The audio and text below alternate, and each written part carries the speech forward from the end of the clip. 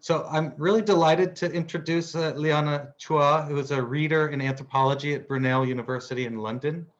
She received her PhD in social anthropology from the University of Cambridge, where she also held a research fellowship in anthropology. She has worked with rural Bidayuh communities in Sarawak, Malaysian Borneo since 2003, looking first at Christian conversion and ethnic politics, and more recently at displacement, environmental change, and world making in the context of dam construction and resettlement schemes. Now she's turning her research trajectory towards more than human engagements in Borneo, focusing on some of the ethical dilemmas associated with orangutan conservation. She's widely published and has a lot of wonderful articles and books that I recommend you all look at. Her book is called The Christianity of Culture, Conversion, Ethnic Citizenship, and the Matter of Religion in Malaysian Borneo, which was published in 2012. She's also the co-editor of a volume called Distributed Objects, Meaning and Mattering after Alfred Gell, which was published in 2013. And her articles are really quite wonderful. I'll just mention a few, there's a lot of them. There's one called The Troubled Landscapes, Troubling Anthropology, Co-Presence, Necessity, and the Making of Ethnographic Knowledge, published in the Journal of the Royal Anthropological Institute in 2015. There's an American ethnologist piece from 2012 called Conversion, Continuity, and Moral Dilemmas Among Christian Bidayuhs in Malaysian Borneo. And also a wonderful piece called To Know or Not to Know, Practices of Knowledge and Ignorance Among Bidayuhs in an Impurely Christian World, also with the Journal of the Royal Anthropological Institute. Today's session will be kind of a special experiment in academic presentations. I've asked Liana if she's willing to engage in a kind of talk show style format. The goal is to introduce her work to all of you and to allow her to chart some of the themes that have been going through these many interesting connections, and to introduce the importance of Malaysian Borneo to a wide interdisciplinary audience of Southeast Asianists and also people interested in anthropology.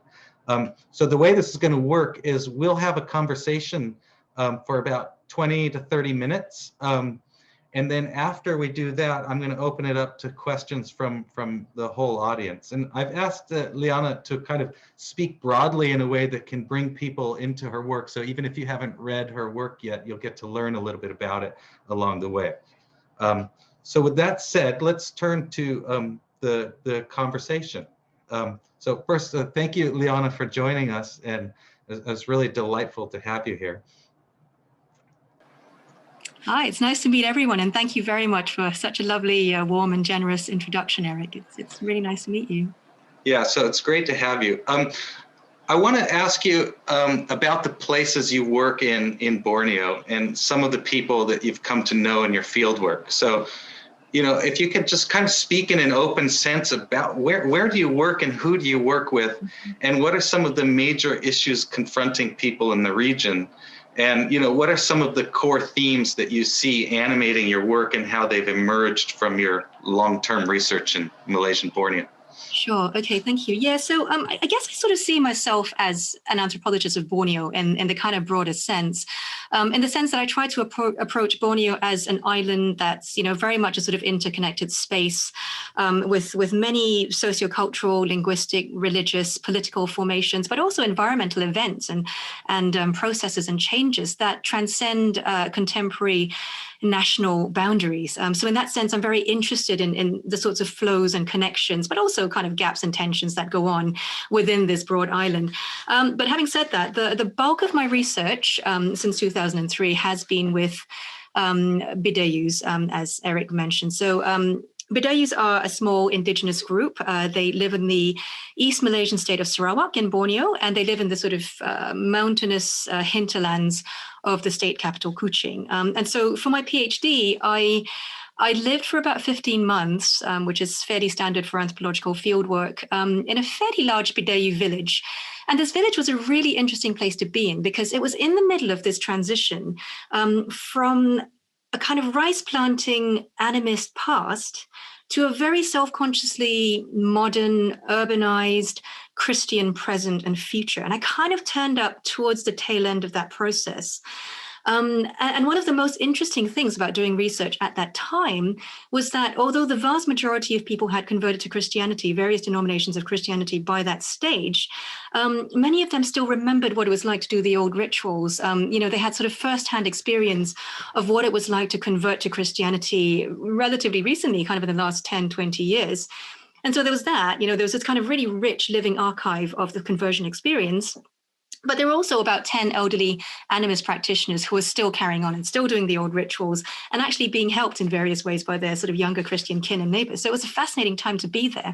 And so that was what eventually gave rise to my book and some of my earlier publications on Christianity, where I kind of looked at how Bidayuh's experiences of converting to Christianity got kind of enmeshed with their experiences of contemporary ethno-religious politics in Malaysia, which, as many of you know, is dominated by a kind of Malay Muslim majority, but also how this was impacting on their own internal relations within the village and the ways they were negotiating their relationships with both the old animist practitioners and the old spirits who are still very much around and very present in their lives. And so I've written about that, and maybe we can talk about that a bit later on. So that was my PhD. After my PhD from about 2007, I began doing what turned into quite a long-term project. I'm still doing it. That traces the experiences of 4 small and relatively remote Bidayuh villages that got caught up in a dam construction and resettlement project. So I've basically traced the experiences of these communities all the way from the sort of preparations, when they were thinking about compensation, who was going to go where, who was going to move to the resettlement site, to a very sort of fractious and very protracted legal case that some people fought in order to prevent being moved to the site. They wanted to move up to a new site on their ancestral land above the dam, all the way through to the inundation phase from about 2015 onwards. And now I'm looking at the post-inundation phase, where you've got these people, including 3 very small villages that are in fact now above the dam, as they were hoping, who are really struggling to kind of create new and livable futures for themselves in this new space, where actually there was no real, they weren't really meant to exist in these spaces, in these kind of brand new wooden villages that were built above a major development project. They were never meant to be there. And so it's been really interesting kind of writing about these experiences. And I'm now trying to work on my second book, which will be a sort of more than human ethnography, of how these different affected villages tried to navigate their relationships with each other, but also with a developmentalist state, with various indigenous rights activists and lawyers who got involved in the case, with different Christian churches who all had very different kind of spiritual and political stakes in the situation, and also with place spirits and with a changing landscape and with the Christian God. I mean, these were all very sort of active players during my fieldwork, and I found a kind of more than human lens, a very useful way of thinking through these extremely sort of visceral, very sort of material experiences. So that's a postdoc bit, and also my current work. But what I'm actually doing right now is a sort of extension of this earlier interest, I guess, in more than human anthropology, but also the ways in which rural and indigenous communities in Borneo engage with global movements and kind of entire complexes. So at the moment, I've got a couple of projects going on the global nexus of orangutan conservation. The first one is a fairly sort of classic anthropological multi-sited exploration of how the different bits, people, things, ideas of this conservation nexus kind of move around, shape each other, shape realities on the ground, or very often fail to. There are many tensions and conflicts within this network, as you can imagine. And so I've got a team of researchers working with me. I can talk about that a little bit. And what we're trying to do is basically use in-depth anthropological research at different sites of orangutan conservation, ranging from little villages caught up in wild orangutan conservation schemes in central Kalimantan in Borneo, to orangutan charities in the UK that are raising funds for these schemes. And we're trying to sort of build up a more kind of holistic picture of how this one conservation nexus is or isn't working against the backdrop of the Anthropocene. And that's a whole other discussion that we can have later on. So that's one project. The second project is slightly more unusual, I think, for an anthropologist. It's a more sort of applied anthropology conservation collaboration where I'm working with Eric Mayard, who's quite a senior orangutan conservation scientist. And we're basically trying to use ethnographic insights and methods to devise better ways of mitigating orangutan killing in rural Borneo. And more importantly for me, to try and help conservationists to engage better with local communities in more kind of contextually specific ways. So those are kind of, the three main bits of my research trajectory. I mean, in terms of the core themes, I think, maybe I've already touched on them. There's a sort of enduring interest I have in more than human interactions. And by this, I include everything from objects and plants and animals to spirits that you can't see. And I think I am also very interested in trying to use a sort of grounded perspective, in-depth ethnographic research that takes local concepts and experiences seriously as a way of cutting, these big ideas like the Anthropocene or like development or Christianity down to size, and to try and understand the kinds of local faces that they acquire on the ground. So yeah, that's a really quick overview of what I'm doing. I was muted. It's fascinating to hear you just walk us through the broad trajectory of all your research. There's so many tangents that are all entangled around these core ideas of the more than human.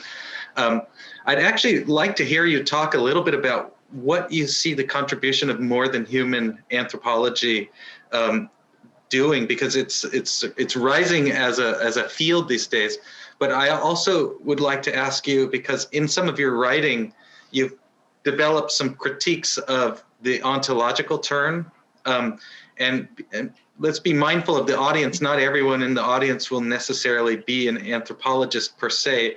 And so if you could explain the connection to your critique of the ontological turn, sort of situate that a little bit, explain what you think they're doing, and why you're a little bit hesitant about some of the aspects, but also inspired, it seems to me, by them a little bit too. And then also talk a little bit about what you think the importance of the more than human turn in anthropology is too. Okay. That's a lot, so you can separate, you can talk about only one of them if you want, but. Sure, I mean, I'll start with the ontological term, but just kind of, give me a push if I forget about the other bits. Sure. Yeah, so, wow, where do I start? Okay. So the ontological term is essentially a sort of movement, or well, let's call it an umbrella term that draws together a bunch of very different approaches that emerged in and beyond anthropology, across the social sciences and humanities around the late 2000s, or mid to late 2000s. And that was most strongly articulated by a group of scholars in about the late 2000s, early 2010s, particularly a group of anthropologists from Cambridge at the time, who actually came up with the phrase, the ontological turn. So what they did was they kind of drew together all these different developments which were connected as they saw it, and gave it a name and said, this is the future of anthropology.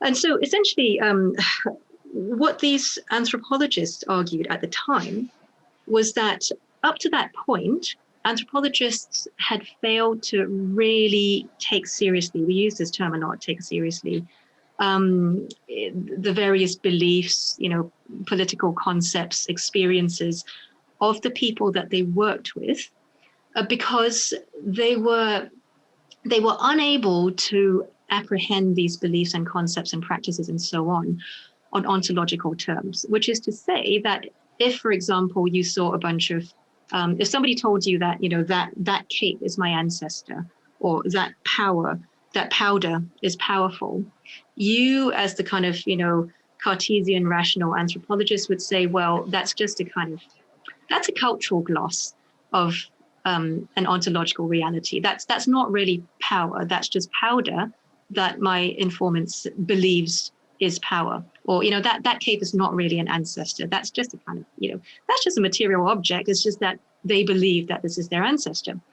And so proponents of the ontological turn basically argued that this sort of smarter than thou, as one of them put it, tendency was actually, not a very ethical way of doing anthropology, but also not a very conceptually creative way of doing anthropology, because you were then always going to be sort of hamstrung by your own kind of ontological schema and your own assumptions, which meant that it would be impossible to fully engage with these different, these different people and concepts on their own terms. And so in place of what they saw as this very inadequate concept, and I should say that I don't think they were entirely fair either about sort of criticizing previous generations for not taking people seriously. But in place of what they saw as this kind of flawed approach to anthropology, they took a sort of deliberately naive approach, which basically aimed to take their interlocutors' concepts, words, beliefs at face value on ontological terms. So, if you say that Cape is your ancestor, in your ethnography, you say, you don't write, they believe that Cape is their ancestor. You just say that Cape is their ancestor and you run with it. And then from that point on, once you've kind of made that sort of ontological leap and started to engage with these local, other radically different concepts on their own terms, then the whole sort of process of conceptual creativity and theoretical creativity could begin. And that was, for ontological turn proponents, that was the kind of most exciting bit of anthropology, that point where you confronted this radical alterity, you had your own presumptions shaken up, and then you came to this new and exciting understanding of the world, or this concept or belief or whatever, and then whoosh, you were off, right? And then you could sort of talk to other anthropologists about what you had found. So that's essentially it. So I think in many ways, the ontological turn does provide a very useful kind of methodological and analytical approach to anthropologists, especially of Southeast Asia, where, as you know, there's a huge amount of heterogeneity. There's so many different sort of linguistic, cultural, religious complexes, so many different kinds of social formations, politics, and so on, that are also coexisting with very, very strong and very influential homogenizing forces like states, nationalist movements, sort of Orthodox Islam, Orthodox Christianity, all of which have a sort of tendency to suppress that heterogeneity and have a tendency to just kind of squash that sort of difference in the interest of creating a more kind of purified or unified whole. And I think in that sense, maintaining that sort of ontological tourney impulse, I guess, ontological tourney. Yeah, anyway, that impulse, to kind of push back against homogenizing forces, to avoid explaining things away by recourse to your own concepts and your own values, can be extremely useful to anthropologists of Southeast Asia as we grapple with all these kind of different possibilities, different life worlds, just kind of different ontologies, you might argue. And actually here, I think we might, maybe learn a thing or two from people like Marisol de la Cadena, another sort of contributor to more ontologically inflected anthropology, with her work on indigenous cosmopolitics in the Andes, where she does in fact try to, adopt to kind of engage with these radically different concepts on their own terms. So that's the kind of, that's a very quick summary of the ontological turn and why it might be useful to Southeast Asianists. But, as Eric, you noted, I do have some concerns with the ontological turn. So I'm going to try and summarize them really quickly. I think my first concern is that even though, let's call them ontologists, just for short, right? Even though ontologists do say quite explicitly that they're not trying to sort of reify otherness and difference, then they're not going out there looking for, sort of noble savages or exotic others or whatever. They're saying it's about anything that's unfamiliar or different that sort of challenges your preconceived notions counts as alterity. So even though they're not explicitly saying that they're looking for a radically cultural other, I think in practice, what an ontological approach tends to do is replicate a dichotomy that has kind of haunted anthropology since its inception, which is that dichotomy between the sort of Western, implicitly Cartesian Euro-American self with all its baggage, and the cultural other. So when you start to read quite carefully, what ontologists are writing, even though they never explicitly talk about this being about otherness and radically different people, their work is implicitly addressed towards a we that is composed of people who are assumed to have a kind of Western Cartesian background, anthropologists for whom that kind of leap of understanding is really, really difficult because they're facing such radically other concepts. And those radically other concepts always seem to be anti-Cartesian, or just kind of these conceptual foils to a very hackneyed understanding of what Western thought is. As you can imagine, I felt personally quite uncomfortable with this as well, as a sort of Singaporean anthropologist who didn't necessarily see myself or kind of recognize myself as part of that us, as opposed to that them. So, when I was doing fieldwork in the village, for example, when people talked about spirits living in trees and little demons that could, suck your blood, all these things, I've grown up with this stuff. It was not a huge conceptual leap for me to understand what was going on and to take this stuff seriously. I didn't need to explain these away. I mean, I got these shivers, when people talked about these things, because I recognized them. So I think there is that problem that, even though they don't necessarily explicitly try to, there is a tendency to kind of fall back on this rather problematic dichotomy within anthropology. And I guess sort of linked to that is that I do have some concerns with the position and the role of the anthropologist in the ontological turn. And this was very much the basis of my critique in the Troubled Landscapes paper that you read, Eric, where what you're essentially doing by kind of privileging that encounter between the anthropologist and that moment of radical alterity, that sort of unexplainable, unfamiliar moment where your whole world gets kind of blown apart. What you're kind of doing, I think, is inadvertently centering the anthropologist. And you're basically turning the anthropologist into this kind of rather invulnerable, impermeable arbiter who has the complete capacity and thus authority to decide which concepts, which beliefs should and shouldn't be treated on ontological terms. Which of these you're going to run with as the basis of your kind of conceptual creative process.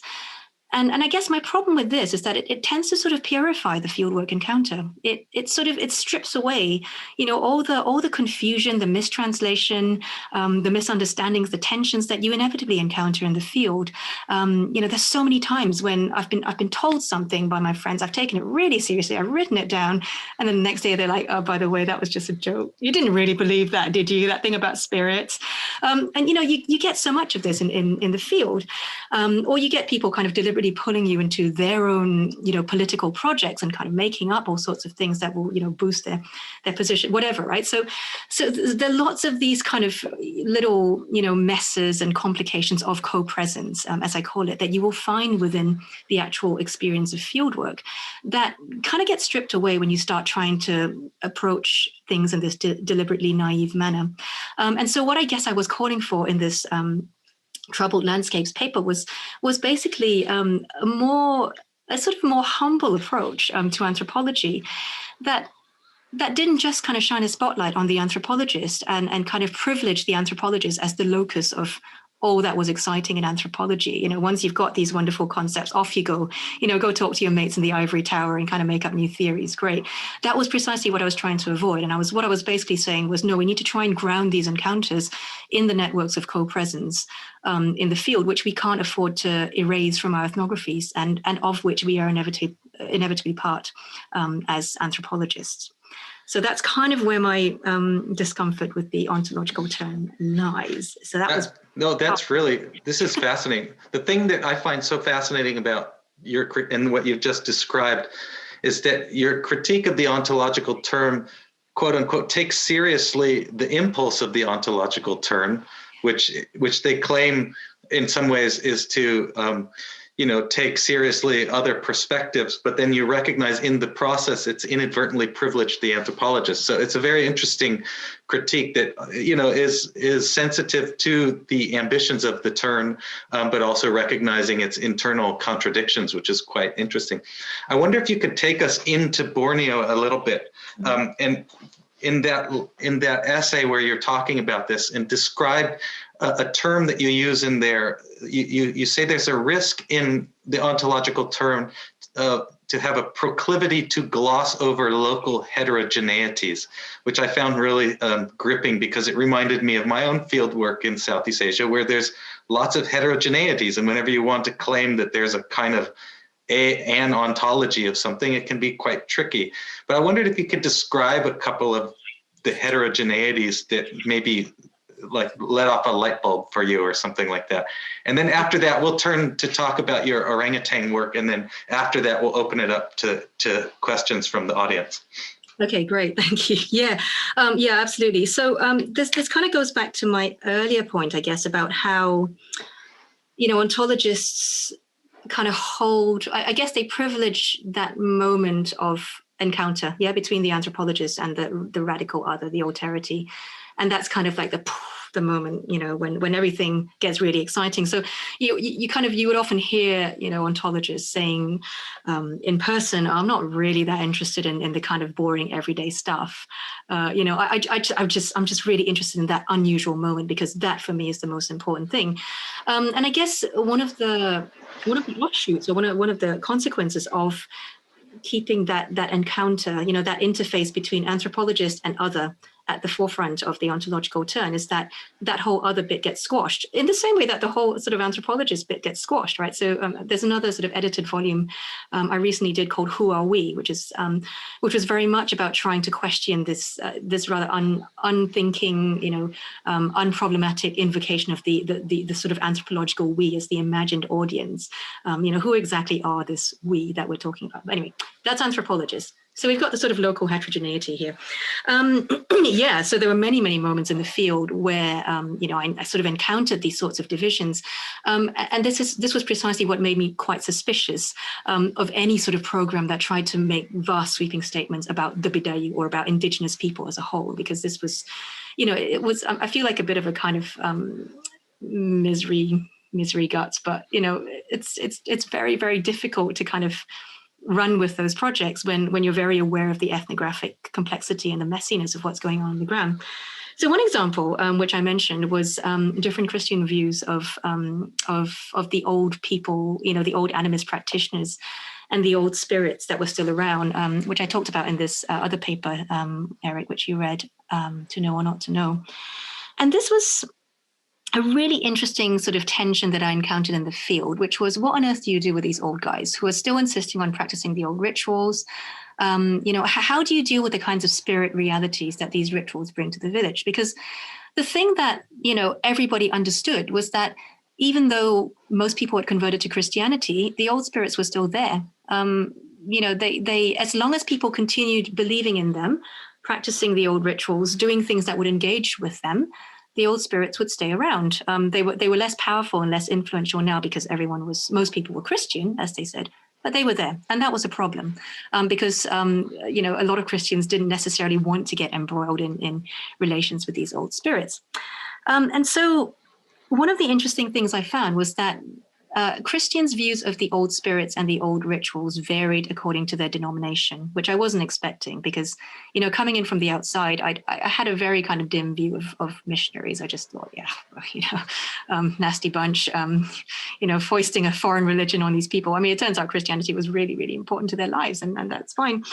And what I found was that the Anglicans and the Catholics, whose missionaries had been there since the late 19th century, but had never really converted people very successfully until about the 1960s and 70s for various reasons, had a very sort of accommodating view of the old rituals. You know, as far as they were concerned, the old rituals worship the same God. So they used the same term, Tepa, which was, you know, Tepa was the animist word for the supreme God, and Tepa has become the sort of Catholic and Anglican word for God the Father. The practitioners weren't doing anything bad. I mean, if you were doing anything bad, you got into a lot of trouble because people were very aware of kind of black magic. But, you know, as far as they were concerned, most of the old rituals were designed to bring good things to the village and bless the village's inhabitants. So no big deal, right? You just sort of carry on helping them. And they also saw it as an important kind of familial or neighborly obligation to help these older villages. So it was very much a way of kind of cementing their existing social ties with people who, as far as they were concerned, needed help. So anytime you went to one of these rituals in the village, you would find your 10 animist practitioners doing their thing, doing the main chants and the offerings and the dances and everything. But all around them would be Christians. And the Christians would be there building the altars for them, going up to the jungle to collect the bamboo that they needed for these things, cooking the offerings, killing the sacrificial pigs, playing the gongs, everything. And they saw this as a really important part of their kind of duty. The people who didn't agree with this were members of the evangelical church. So this is the Sidang Injil Borneo. It's a sort of homegrown, non-denominational evangelical church, which some of you may have heard of. These guys arrived in the village in the 1990s, and their first converts were converts from Anglicanism and Catholicism. So there's already a bit of tension there, in that the church was seen as kind of poaching, some of the existing Christians and making them convert to a different sort of Christianity. They had a much more kind of puritanical view of what was and wasn't acceptable. No drinking, no smoking, no gambling, which was big. It was a big sort of lubricant of sociality in the village, which all the Catholics and Anglicans did. And they were really terrified. I mean, I think they were actually quite scared of the old rituals, in the sense that they saw them as the work of Satan that would bring evil spirits into the village. And so whenever these rituals took place, there was always trouble, because anytime the old practitioners came into contact with the SIB, the evangelicals, they get a really sort of aggressive reception, and many evangelicals would often try and sort of convert them, and tell them that they were going to hell, and their souls would not get to heaven, and it was all going to be horrible. And so that was one really interesting kind of local heterogeneity that I hadn't really expected to come across when I was actually doing field work, but which became quite a defining feature of my understanding of village Christianity. And of course, the same thing applies to what people thought of the old spirits. Nobody could decide what would actually happen to the old spirits and how exactly to engage with them. So there were some people who, especially the older ones, if they'd grown up knowing how to deal with the old spirits, if they encountered them in the forest or in the village, they would just do the old things and then say a Christian prayer at the end just to be safe. There were younger adults who would do a kind of half-hearted response, as they should, and then say a prayer just to be safe. And then there were younger adults who just refused to know in many cases. They actually actively cultivated a kind of agnosis, or a kind of not knowing, precisely because they were really, they really didn't want to sort of end up acquiring the sort of knowledge that would be necessary for them to engage in these relations with the old spirits. Because, the principle was, once you knew what to do if a spirit tried to talk to you or send you a message and you didn't actually do it, you were going to be in really deep trouble. And so, a lot of the younger people were like, well, actually, you know what? I don't want to know about this. Which in turn meant they never wanted to talk to me about it. So I'd be there with my notebook going, oh my God, you wouldn't believe what I've just heard about this. And the old people didn't tell me that much either, because they didn't want to get me into trouble, right? They were like, no, yeah, you're already useless, right? You can't weave baskets, you can't plant rice very well. I'm not going to tell you how to deal with these spirits. No. I'm just going to tell you, really sort of generic stuff. So I write down very generic stuff. So they were kind of protecting me. But, the moment I go and talk to some of the younger people, they'd just be like, nah, don't want to know, not interested. So there was a whole kind of spectrum of different ways of relating, or in this case, actually not relating to the old spirits. That, again, it's really interesting stuff. But if you take a sort of ontological turn approach to it, you're not going to capture any of this stuff, because you're going to be running with the most exciting point where, it's about this spirit concept. And then you kind of run off with this concept, but you're not going to capture that heterogeneity. That's really fascinating. And in some ways you foreclose what you're able to look into, because you're looking for alterity. Whereas the most important story might be right there in front of your nose. We're running close to the time I wanted to allot to our conversation, but I want to make sure that you say a few words about your new research on orangutan conservation. So if you could speak for a few minutes about that, just to share that with our audience. And then after that, I'll turn and moderate an open question and answer with the rest of the people who've come today. Yeah, okay. I think I've very briefly touched on what my two projects in orangutan conservation are doing. Maybe what I could do is share a little bit about what we're currently finding. So we're basically in the middle of these projects. Most of us have kind of finished most of our field work. There was a bit of disruption due to COVID, so we're not quite there yet. But we've got some really interesting initial insights. So as I said, I've got three colleagues who are currently looking into human orangutan relations, or actually the lack thereof, on the ground in rural Borneo. And one of the really interesting things we found is this very marked contrast between the sort of hyper-visibility of orangutans, in the West, as these very charismatic, very famous icons of extinction. Right? You think extinction, rainforests, bang, orangutans are there. And then on the other side, in places like Borneo and Sumatra, you've got their relative invisibility and insignificance. And what we tend to find is that For the most part, rural villages in Borneo, especially, we haven't done that much work in Sumatra yet, but we're getting similar input from people we know there. For the most part, villagers are just not interested in orangutans. You know, they're things that you might encounter in the forest occasionally, but they're not particularly special. They're not particularly creatures that you want to form any relations with.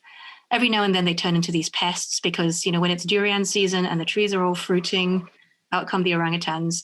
And so my PhD student, Paul, actually had some really interesting kind of notes from his conversations with farmers. Apparently orangutans are seen as particularly naughty because, you know, when they raid durian trees, they don't just eat the durians, which is completely understandable. You know, villagers like eating durians too. They throw the unripe durians onto the ground, which is really antisocial. So, you know, so by and large, they're not companion species, let's put it this way, in any sense of the term. You know, for the most part, there was just no interest in orangutans. They're occasional pests. You don't like having them around. What is interesting, though, is that the main ways in which orangutans become visible and significant to people in these places is through conservation. So in many ways, what we're finding is that our fieldwork actually involves very little sort of physical encounters with orangutans, very little kind of evidence of human orangutan relations necessarily, apart from pet keeping, which I'll talk about in a second.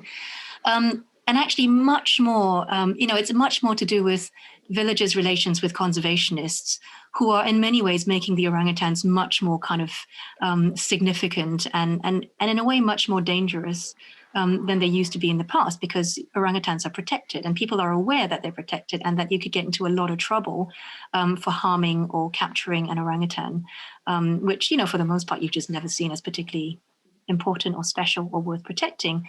And so what we're kind of seeing emerge here is quite a significant amount of tension between people in Borneo, especially, and conservationists who are very often seen as caring more about animals than people. So, you know, you kind of hear things like, well, you know, we are the real orangutan, yeah, the real people of the forest.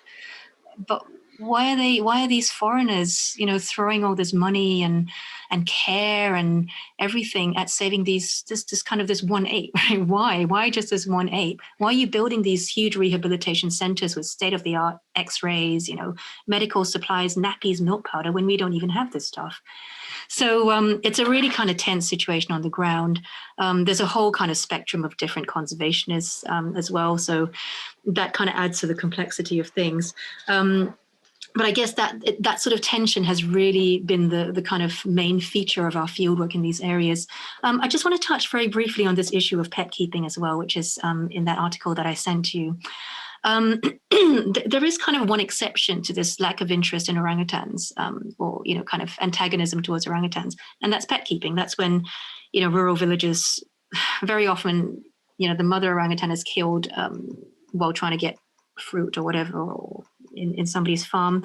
They take the baby as a pet. People are aware that you can sell the pet for quite a lot of money, but some villages just choose to keep pets as pets. And it's not very common and it's quite dispersed, but it does happen. And in these cases, what we tend to find is that these villages see themselves as kind of carers of orangutans. So they see themselves as having saved these poor babies who are completely helpless from a very cruel jungle where they might get eaten or killed or die of starvation, which is probably true. You know, they see themselves as kind of investing into these creatures, nurturing them, feeding them, paying money for them, buying them nappies, whatever. And so they're not, as far as they're concerned, they're not harming them.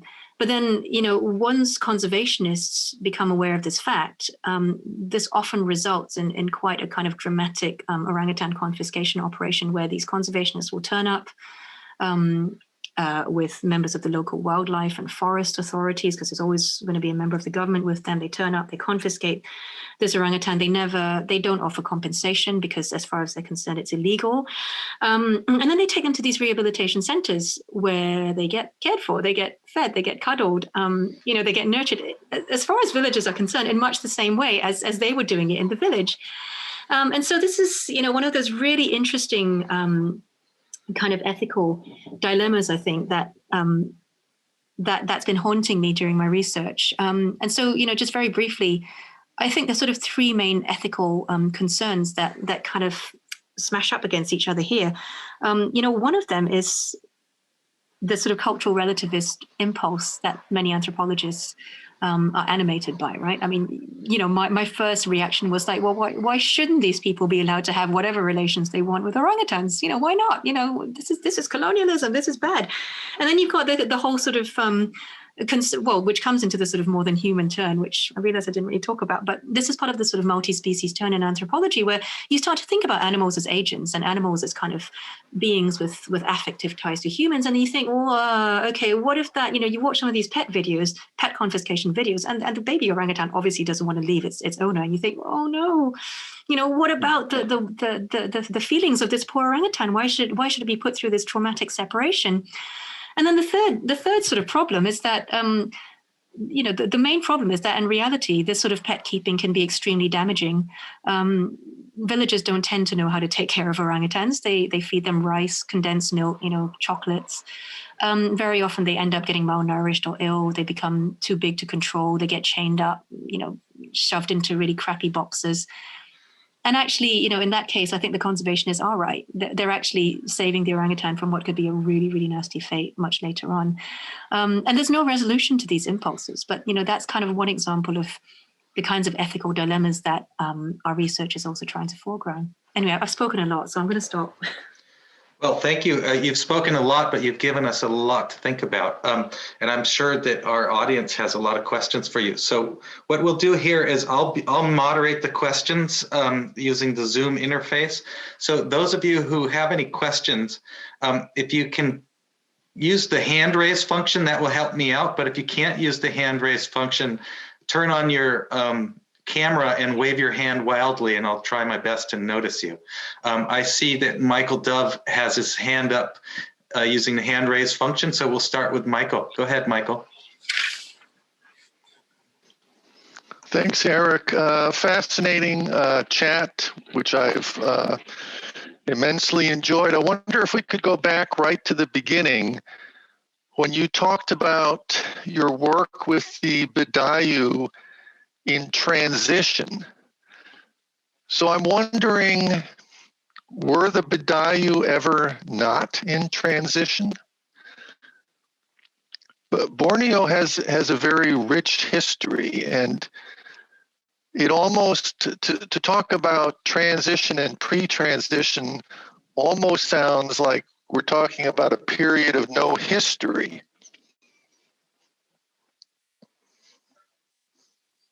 Yeah, thank you. I should clarify that I'm talking about one of many, many transitional periods that Bidayuhs have gone through.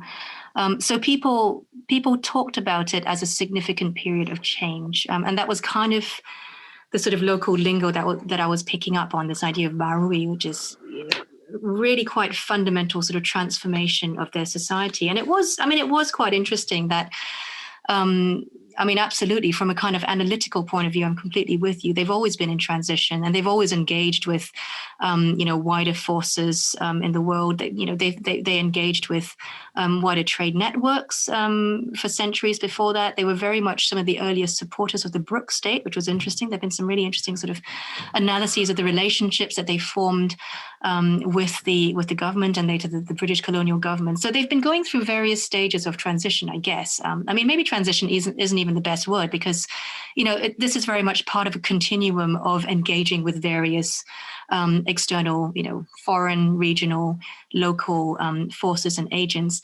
The reason I described it as a transition was, as I said, my attempt to mirror what Bidayuhs themselves were describing as a major change in their lives. And this major change was conversion to Christianity, as far as they were concerned. This was huge, and it entailed a much more sort of fundamental overhaul of their social relations and their kind of cosmologies and religious practices than some of their other engagements with outside forces did.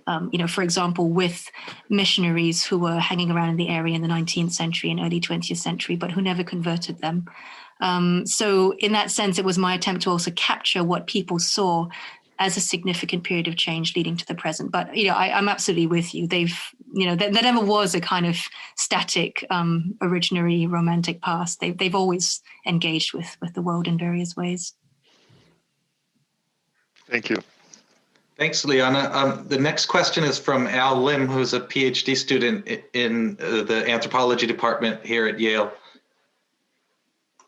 Hi, Liana. Thank you so much for your presentation. It's super fascinating to think about the ways people rationalize these kinds of displacement. I'm thinking about Eric's own work in Vietnam and kind of work in the Mekong and the Mid-Son and just across Asia. So, but with specific kind of question about your site, you talk about in your article, gifting, damning, and the ambiguation of development. This kind of Christian framework that trumps Bidayuh's allegiance to the Malaysia's development state. So I'm wondering, this kind of syncretism, is it a mode of resistance or is it a coping mechanism? And how might this have changed over time? So you talked about the kind of planning phase, the during phase and the post phase. So I'm just wondering how this kind of mode of rationalization changes over time. And I know you wrote the durian piece at the end, so I was wondering if you could speak a little bit to that as well. Thank you. Okay, wow. Okay, thank you. Yeah, I don't really know if it's a sort of resistance or coping mechanism. I mean, in a way, I'm trying to refrain, I'm doing my own ambiguation in the sense that I'm trying to refrain from saying, well, this is the explanation. This is basically the function that it's serving. I guess the point of that piece was to try and reverse the usual way that we tend to view sort of people's engagements with development projects. So rather than trying to use something like a sort of Foucauldian, government or governmentality lens to understand how people become subjects of development, I try to kind of reverse it and say, okay, how does development become Christianized? How does it become mythologized? Looking through these sort of indigenous ideas. And, I would consider Christianity indigenous in its own way. It's become a significant cultural concept. And I guess, if I had to, if you sort of pin me down, I'd probably say that Christianity is a sort of creative mechanism more than anything else. It's been an incredibly sort of powerful means through which my interlocutors have managed to create realities for themselves in ways that were previously inconceivable within the framework of the sort of Malaysian developmentalist state. So I've actually currently got an article it's just been accepted in Current Anthropology.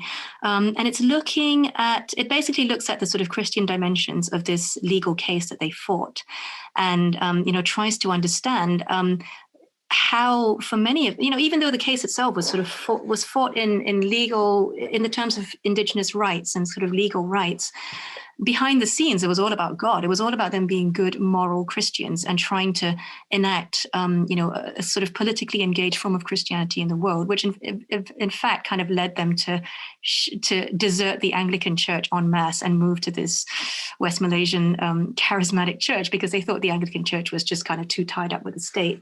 And God was a big player in this, right? So it became a very sort of powerful, productive force through which they could actually make this new village above the dam a reality. And as far as they were concerned, this was God's doing. I mean, the lawyers helped, but this was definitely, a big cosmological fight that they won because they were good Christians.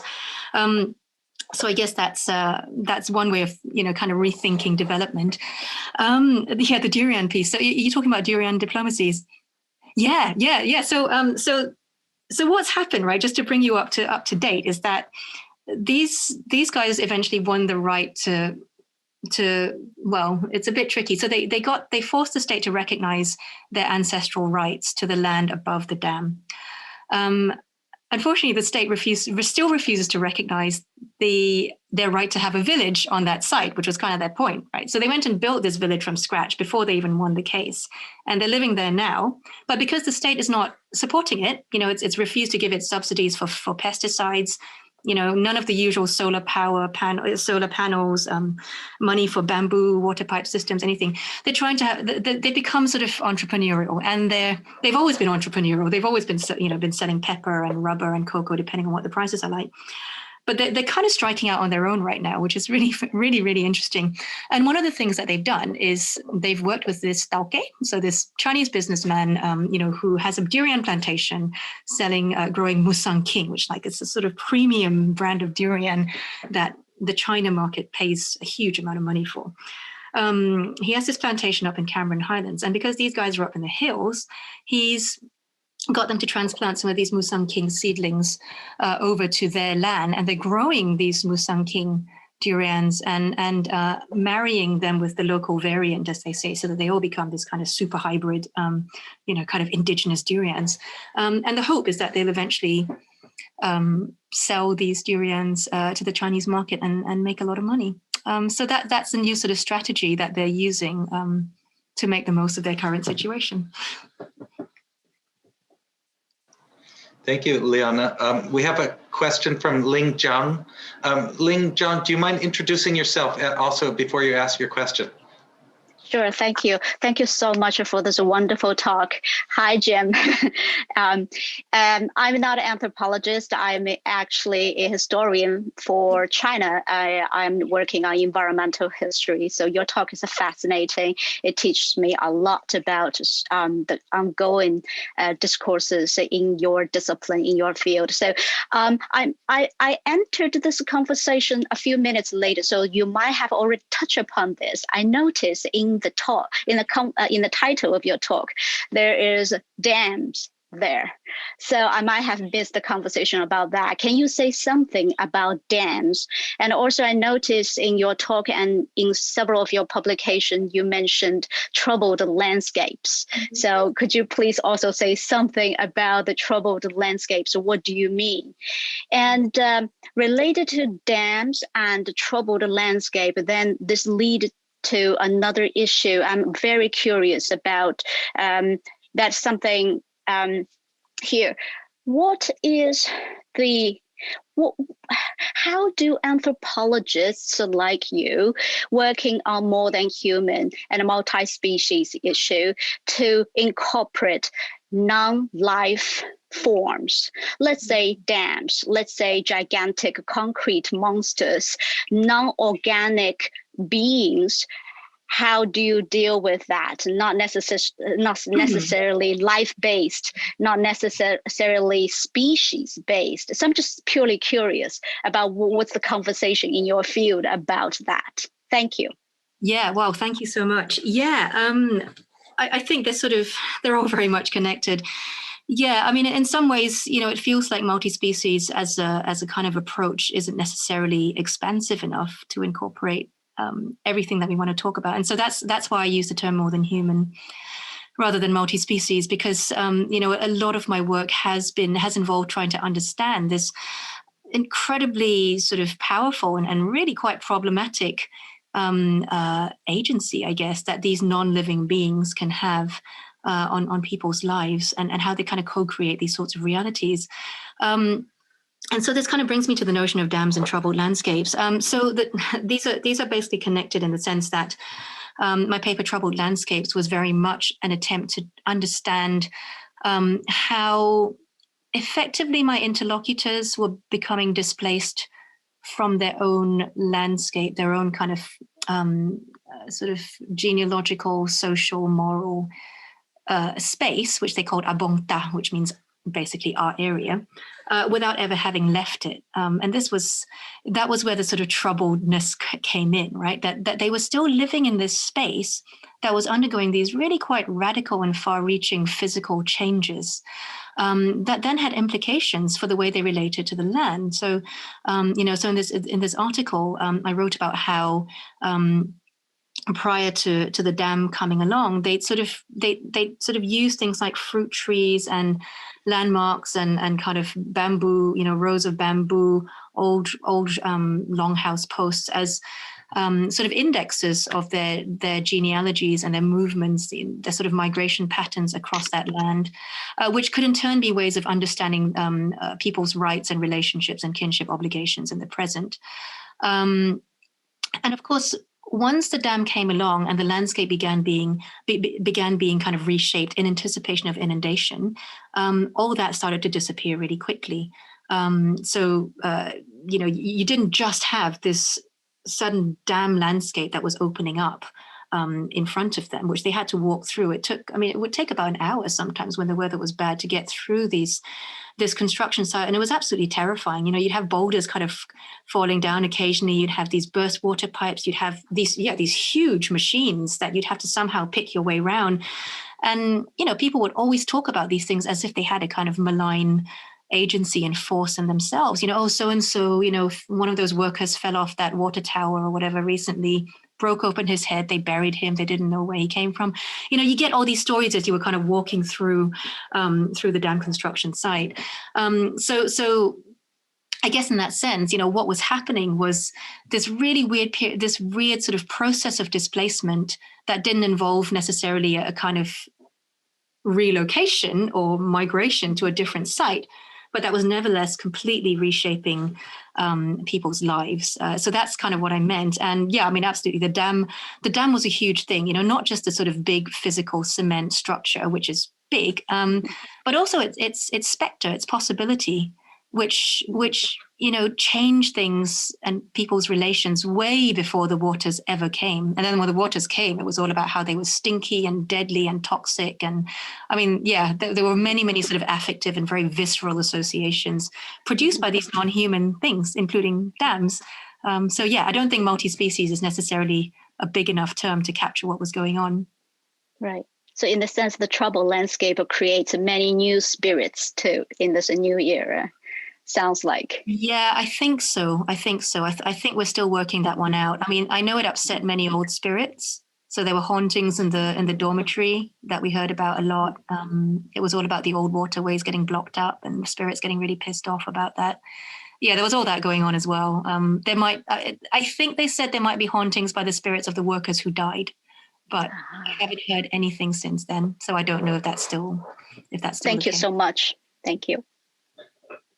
I believe we have a question from Jim Scott, and then after Jim, we have a question from Ayesha Kashani, Shoko Yamada, and Kristen S. And we have about 20 minutes left. It's 1 o'clock for those of you who have to leave at 1 o'clock sometime, but we have we can stick around a little longer. So I'll let Jim take the question and then we'll turn to the others. Go ahead, Jim. Thanks a lot. It was a wonderful talk and provocative. What I want to ask you to speculate about is the relationship between monotheism as an anthropological reality on the ground, not in terms of its books and doctrine, but Islam or Christianity, especially the hard-edged version that's recently come, and its relationship to the non-human world generally.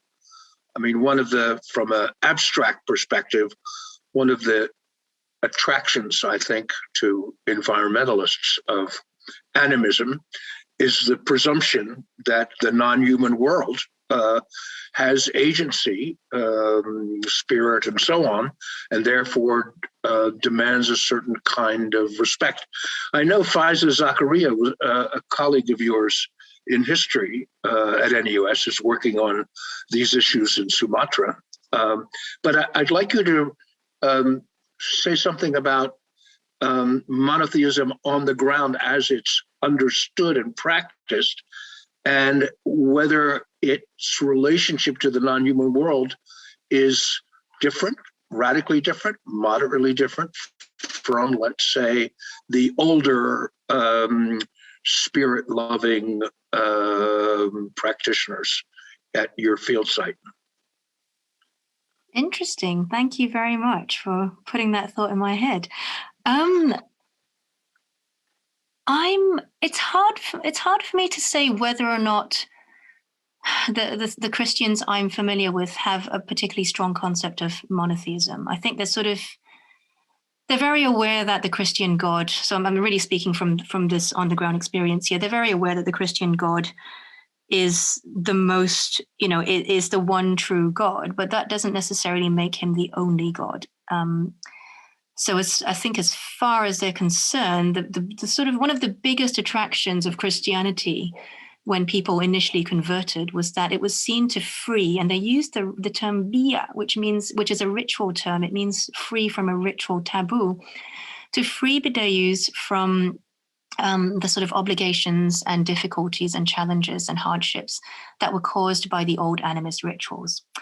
Now, it's very hard to tell whether this is a kind of retrospective gloss that people put on the old animist rituals as a way of kind of justifying their conversion to Christianity. But the sort of standard story that you hear is, in the olden days, things were really hard because the spirits were really unpredictable.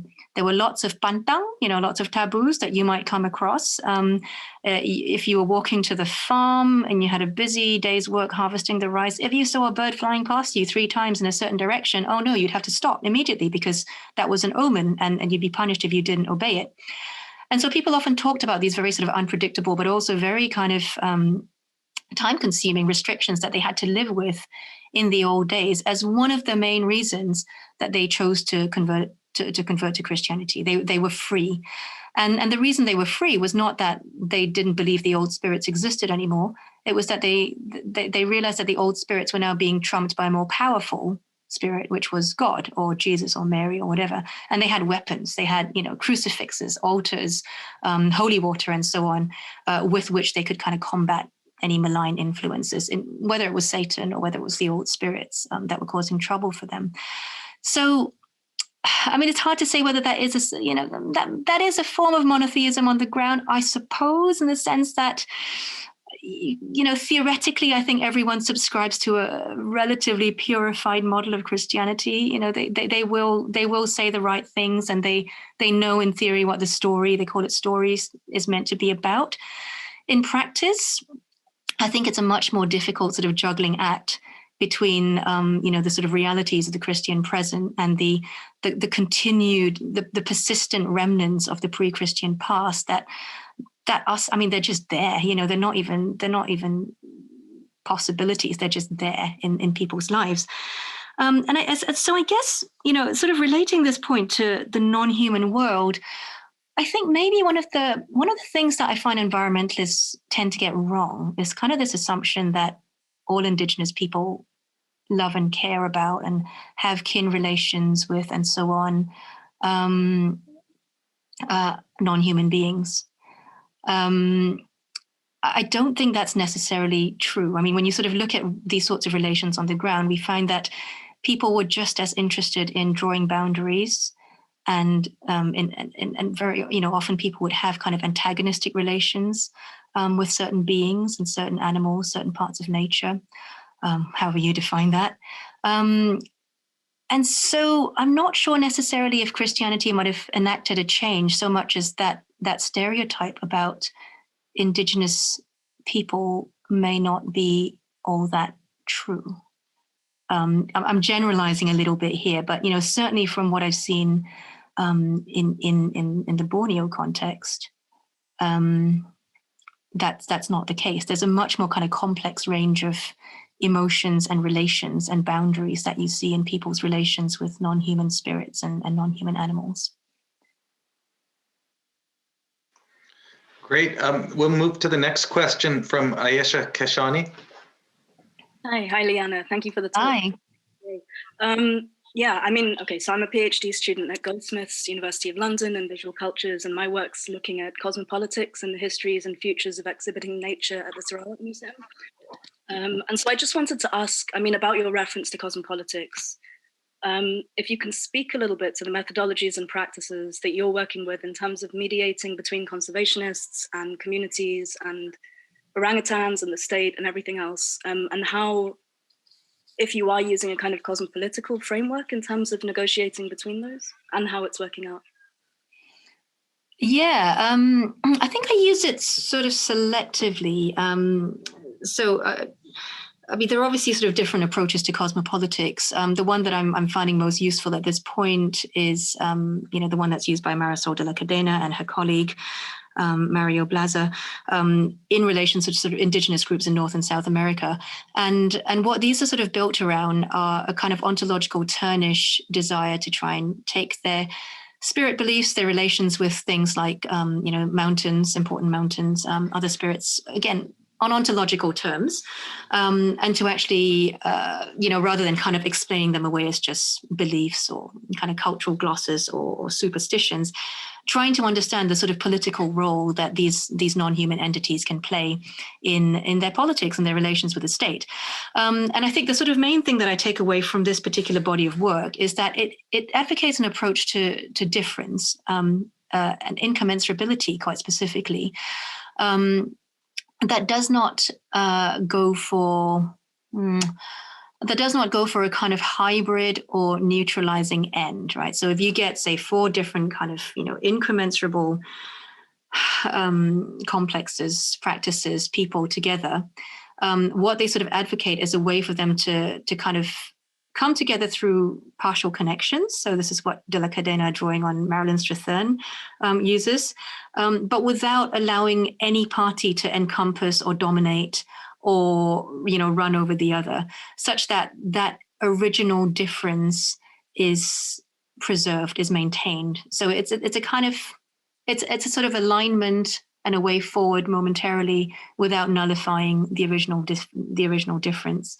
And I think that is actually a very useful approach, in various ways to, particularly to orangutan conservation, where you've constantly got conservationists and the state trying to change mindsets. This is a very popular phrase in orangutan conservation. It's always like, how do we change these villagers' mindsets? How do we change these indigenous people's mindsets, and get them to love orangutans, for example? And I guess one of the things I've been trying to encourage conservationists to think about is how they can adopt a slightly more cosmopolitical approach to this, rather than trying to completely change the way these rural villages think about orangutans, for example. Can you sort of find ways through that don't involve forcing them to adapt to your particular values or your particular assumptions about sort of human animal relations, about how special orangutans are. And actually, what I might do is very quickly respond to Michael's comment in the text, because this is relevant. This was the orangutan was kind of tabooed in certain parts of Borneo, but as far as I know, it was not across the entire island. So I do know that there have been various 19th century, early 20th century sources and some contemporary stories, particularly among various Iban communities, as you say, about how it has a special relationship to contemporary villages, particularly in the way it was said to teach humans how to give birth safely. So the idea was that there's an Iban guy who went out to the forest, saw an orangutan mother being helped to give birth by other children, and that persuaded the Iban man to stop the old practice of apparently cutting open women's stomachs when they gave birth, which was probably quite bad, and adopt this method of helping to massage out the child. So there are certain villages in which historically the orangutan was a special and taboo creature. But that's not, as far as I can tell, widespread across Borneo. And it's not necessarily different to any other village's special relation with other animals. So it may not be an orangutan, it might be a snake or a crocodile or a particular bird or something else. And again, to go back to Aisha's point, this is where it is quite important to try and avoid sort of stereotypical or generalized views about the kind of difference that you're trying to overcome as a conservationist. There are many conservationists who jump on this idea of the orangutan as a tabooed animal, as a special animal to very, very specific communities, Iban communities in the past. And they say, well, we want to help them remember their old rituals. Let's do it. And I guess my question is, is there sort of a better way of doing this that somehow allows them sort of respects that difference and allows them to sort of find a way through without trying to nullify their distinctiveness? I see that Jim wanted to jump in. Jim, you had your hand up really quick. Did you have something you wanted to jump in, or can I jump to Shoko and Kristen? Okay, Shoko Yamada, who's a PhD student in the Anthropology and School of Environment here at Yale, has a question. Mm-hmm. Hi, thank you so much for this talk. I was fascinated throughout, and I especially loved the example you were talking about in terms of the heterogeneity of ontology, how there's like not a single ontology that you could talk about on the ground. And I was thinking about it in relation to maybe Michael's earlier question about transition and Borneo being in transition, and the fact that when you are doing field work, a lot of people are going through conversion to Christianity or relatively recently and going through this change. And I was thinking about how maybe we could think about that as like another form of heterogeneity almost across not in terms of like space where like lots of people are disagreeing about stuff and debating about things, but kind of a heterogeneity across time within, you know, this supposedly same single self. So I guess I have two related questions on this. One is just on the ground, how people are living through and grappling with this kind of transition, or maybe like whether you, or I guess how, like whether there's a sense of contradiction, is there a sense of nostalgia towards a different kind of past, or is this seen as progress? I'm just kind of curious how ethnographically, how people are dealing with this. And the second one is, I guess, a little more theoretical one in terms of your critique of the ontological turn, and how, and kind of, I guess, the question about how the term might or might not be able to deal with this kind of historical change over time.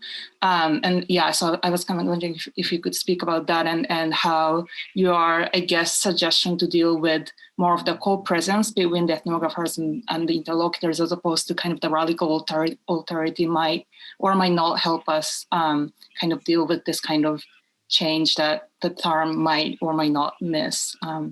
Yeah. Those are, it's a lot, but yeah, if you could speak to any aspect of that. Right. Okay. Yeah, thank you very much. I mean, that's a really nice way of articulating it. Thank you. Heterogeneity across time.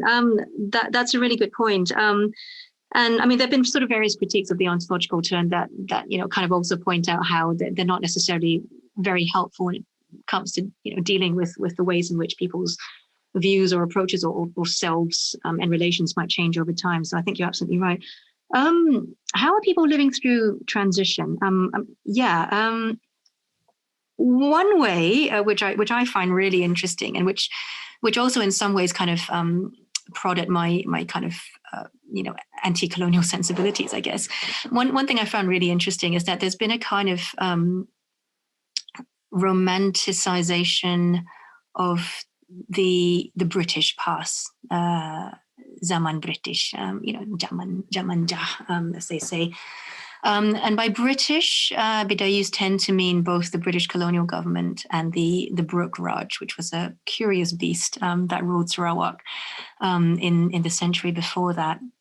And what is interesting here is that there is a kind of nostalgia developing around how in the olden days, the British would care for, they were kind, they were mundis, kind, generous. They would care for people like themselves because they wouldn't eat their land, right? This is a term they use. The British did not eat our land, and they gave us some development. They gave us rubber plantations.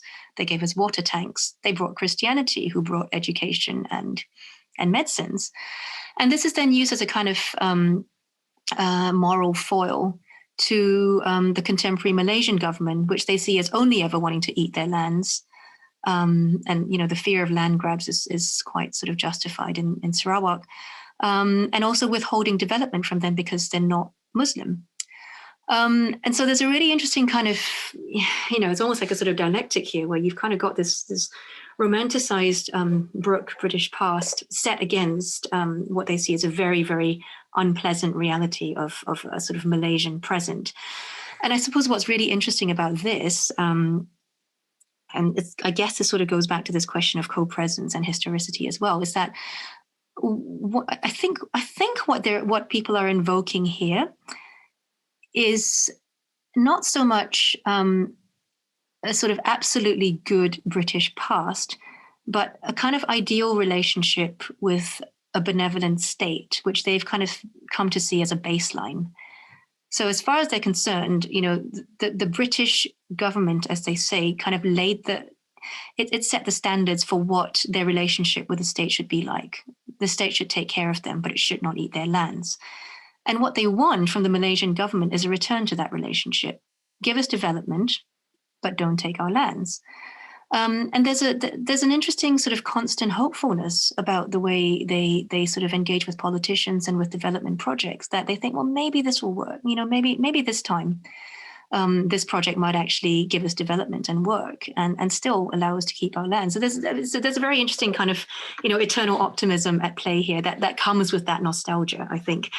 And so I guess they've got their own sort of projections, right? They've got their own sort of future speculative projects about how at some point they will return to this kind of ideal government, this ideal Bidayuh state relationship.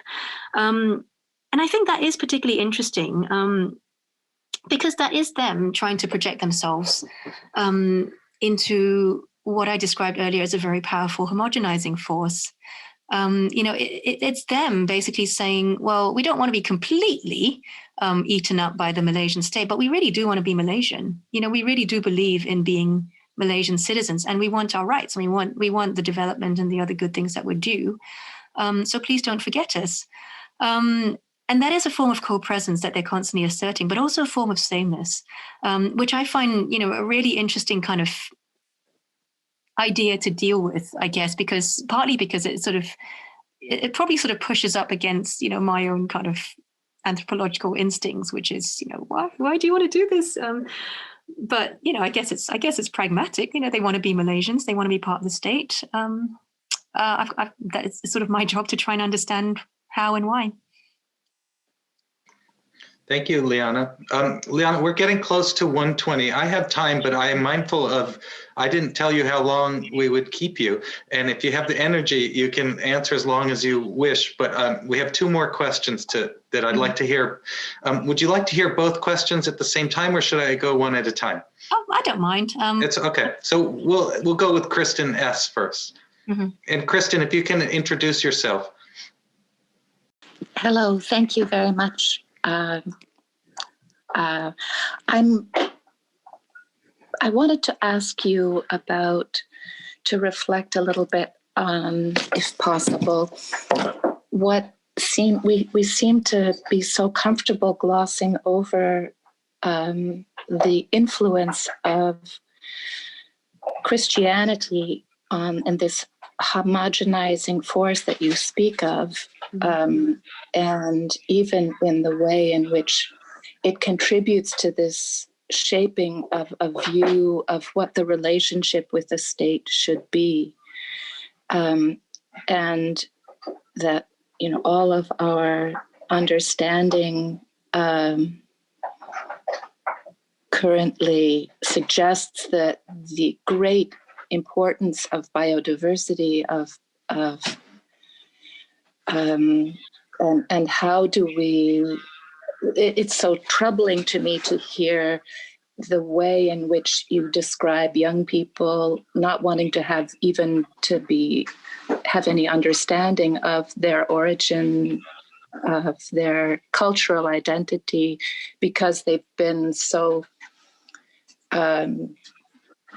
brainwashed to believe that somehow this is going to be detrimental to them. And why is it that we have this notion that somehow crucifixes and are valid tools for protection, and how is it that we become, as academics, often so comfortable with this dispassionate observation of the loss of a language, of a whole body of knowledge, this hierarchical valuing of what is the gift of understanding that we're bringing in education, and the arrogance that we show in not how do we overcome this sense of trying to actually learn from cultures that have been in existence for thousands of years very successfully, and actually expand our knowledge as opposed to contracting it and making it smaller. Sure. Yeah. No, thank you. I have to say this is something that troubles me a lot as well. And when earlier on, I kind of said I went into this research very, very hostile towards missionaries and Christianity, precisely because of this problem. But I think this is where we do have one of those sort of classic ethical tensions in anthropology, which is actually very, very difficult to get round. And that is this question of what you do if the people that you're working with fervently and wholeheartedly subscribe to something and believe in something and craft their lives around something that you personally might find repugnant or find extremely problematic. And, you know, I do find Christianity extremely problematic in all sorts of ways. But I also acknowledge that if I were to approach the fieldwork that I did from that starting point, I wouldn't have been able to do fieldwork in this village. I would not have been able to understand very much about my interlocutors' lives. And so I guess, yes, I mean, in this case, I did make a choice to suspend, you know, my sort of personal concerns about the influence and the very detrimental influence that Christianity has had in all sorts of societies, and to actually try to understand what it was about Christianity that was so powerful in people's lives, how it was changing their lives. And you know, that was basically something I had to do in order to understand the people that I was living with. I guess the other thing to sort of say is that in many ways, the young people have embraced aspects of their past. The Bidayuh language is not dying. People are still actively speaking it in the villages. It's busy, you know, people are busily recreating it and playing around with it on social media. It's been absolutely fascinating kind of watching new kinds of terminology, new spellings emerge on Facebook with my friends, you know, where they really are kind of, it is still very much a living language. And there are also many other aspects of kind of earlier bits of non-animist life that have not completely been squashed. So, you know, I think in that sense, what they were very concerned about was a very specific aspect of the old ways, which was precisely how you relate to the old spirits and how that might actually cause trouble for them, how it might actually put them in personal danger. And this was a very deeply felt, you know, concern. It wasn't just, I don't want to know about the old ways because I'm Christian now. It was kind of like, you know, if I inadvertently screw up on this, my child could die. And I didn't really feel that it was my place to then come in there and say, well, actually, you're doing things wrong because you are disrespecting your old, you know, the old ways, your old culture. I mean, I certainly felt it, but it was not, I felt, my place to pass that sort of judgment during my fieldwork. And so I did maintain a certain sort of agnosticism about what I was studying and, you know, trying to understand. And I mean, it was also very interesting that the elderly practitioners they were quite sort of blasé about it, which I also found interesting. They said, well, you know, life ways are changing all the time. Rituals change. The old spirits are going to become Christian eventually, or they might just go off to their homes in the hills and the rivers, because, you know, we're always changing. So, you know, I guess it was that aspect of Christian conversion that I was trying to understand, and how actually this sort of Christianity, this sort of Christian life did come to suffuse relations in the village. And you know, and it felt uncomfortable at many points, but, you know, I guess in terms of trying to actually empathize and understand my interlocutors' lives, that was a kind of suspension of my own doubt that I had to take. Thank you, Liana. It reminded me of something you said earlier too about when you were talking about ontology, about the need to have a kind of humility as an anthropologist, or a humble anthropology that you had talked about before. We'll take the last question from David Lindsay. Thank you. Thank you for this talk. It's been very interesting. Regarding the people you have focused on, are the older ways in general more environmentally conscious than the new Christian views? Do these people become less or more environmentally conscious with embracing Christianity? Yeah, that's a tough one to answer. It's a tough one to answer because the sort of big push to convert to Christianity went hand in hand with a move away from rice planting.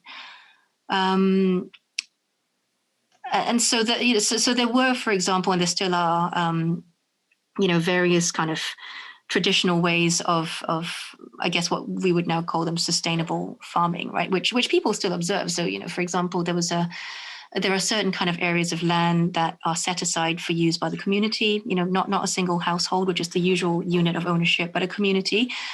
And people are allowed to sort of take turns cultivating that piece of land. But then, you know, the sort of general understanding is that if the Putterun, which is like the spirit of the place, finds that there's one family that's been over cultivating it or doing too much, then it gets really cross and then your crop fails. So, you know, just don't do that.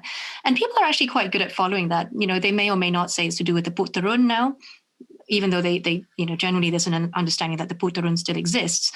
But they're generally quite good, you know, even, you know, including today in Christian villages at following that rule. So you could say in some ways that actually it's not really made a huge difference. I think the sort of bigger change has been just with sort of development and the extension of infrastructure to these villages. So the village where I did my PhD had a road built, a tarred road extended to it in the sort of late 1990s. So it had been a very sort of stony gravel road before that, and it was tarred, and that caused a huge demographic shift in people effectively becoming village commuters. You know, they go to school and work in urban areas, earn wages. They came back, they lived in the village, they'd be villagers. And so that actually meant that most of them were not relying on subsistence farming anymore. So it was, you know, people would still cultivate their land because they were afraid of land grabs. So there was a kind of political point. You know, they didn't want the state to come in and see these seemingly unused or abandoned pieces of land and say, oh, we're going to take those. You know, it was very much a case of, no, we're going to keep our lands going, even if we're never going to feed ourselves from it. So, I mean, it's a tricky one because, you know, you can't really separate the conversion to Christianity from the urbanization process. In a way, you know, there's just been much less done to the local environment since people have started converting to Christianity, but that's got nothing to do with Christianity. It's just got to do with urbanization. Yeah, thank you. Well, thank you, Liana. This has been a fascinating conversation. I really appreciate you taking so much time with us today to share so much about your long-term ongoing research in Borneo. I'm going to bring the session to a close. There is a question for you in the chat that if you want to respond, you can send me the answer and I'll send it to the question. But I think it is now 1:30, so we should bring it to a close. So everyone join me in thanking Liana Chua for such a wonderful talk, and we'll see you in 2 weeks for a talk with Jim Scott on the Irrawaddy. And Liana, you're welcome to join us for that if you're interested. I'm my best. Thank you very much. It was lovely to meet everyone, sort of. Thank you. Yeah, Yes. thank you.